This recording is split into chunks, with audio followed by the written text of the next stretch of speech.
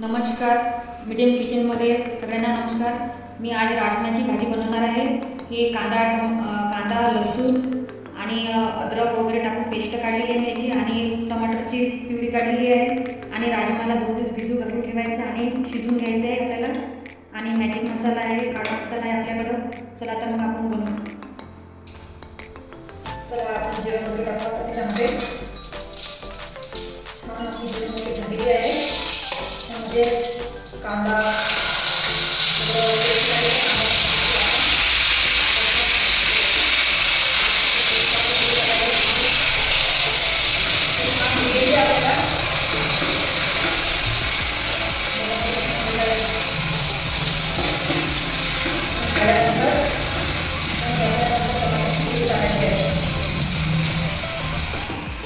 चला आपले टमाटे झालेले आहे.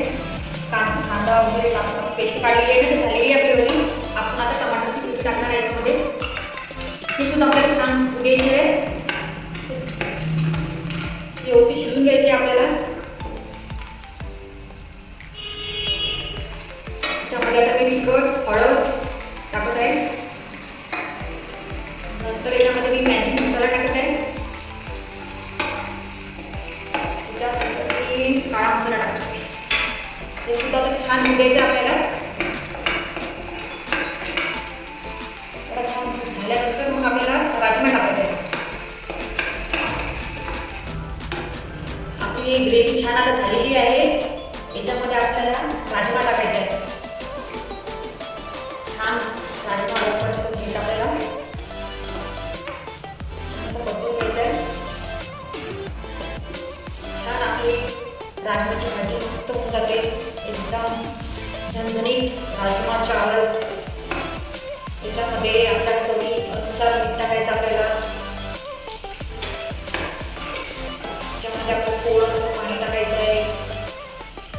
बघा छान पाणी टाकायचं मध्ये. छान आता शिजू द्यायचं आपल्याला. एक उकळी घ्यायची आपल्याला मस्तपैकी.